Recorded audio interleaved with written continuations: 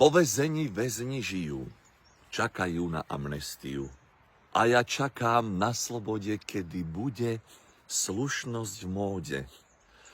Čakám ako na deň súdny, kedy budú ľudia ľuďmi. Korupcie, škandály, kam sme sa to dostali? Drogy, zbrane, mafie. Kto je sviňa, prežije. Nadčasový text piesne skupiny IMT Smile. Pamätáte si však? Nie všetky svine však prežijú. Prežijú aj iní ľudia, normálni ľudia.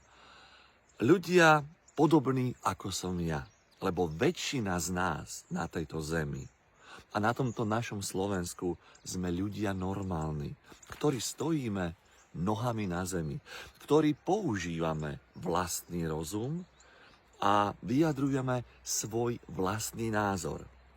Niekto ho povie bez nejakého strachu a obavy. Niekto si to myslí a povie to len v okruhu pár svojich známych, ktorí ho nevysmejú za to, že má taký názor, aký má.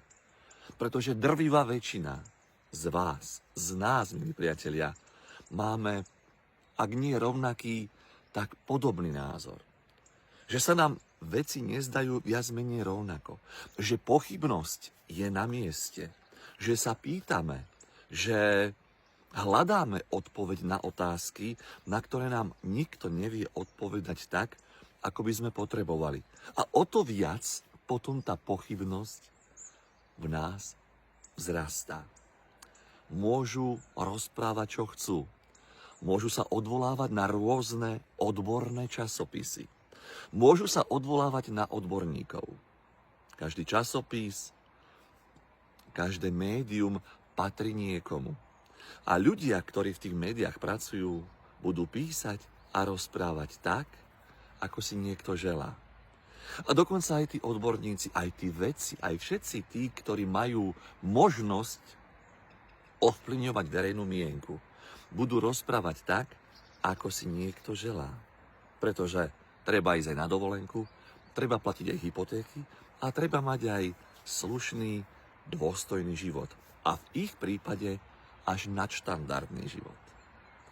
To niekde ale tá naša intuícia, to naše tretie oko, začína ale tak mierne pochybovať o tom všetkom, čo nám je podsúvané.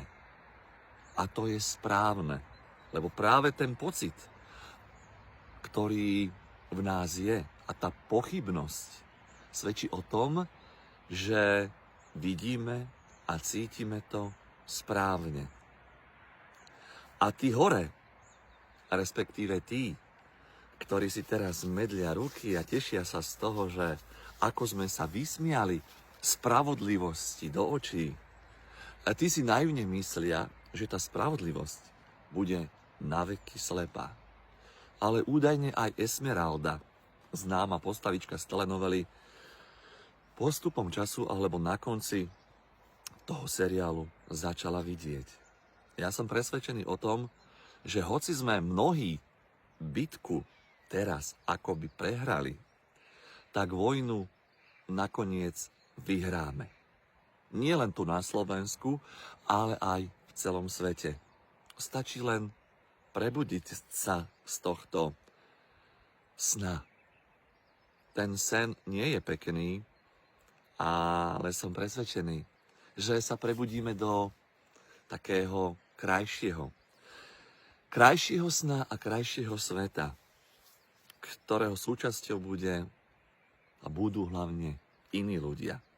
Uvedomelí, múdri, schopní, spravodliví, ľudskí, empatickí. Ja som v znamení ryby. Možno trošku viacej snívam. Ale snívať treba. A ja snívam o krásnom zajtrajšku, o krásnom Slovensku, lebo viem, že na to máme. A každý musí k tomu svojho troškou prispieť. A ja nie som žiadna výnimka. Tak peknú, pokojnú a v nádeji prežitú nedeľu želám všetkým vám, mojim priateľom a sledovateľom.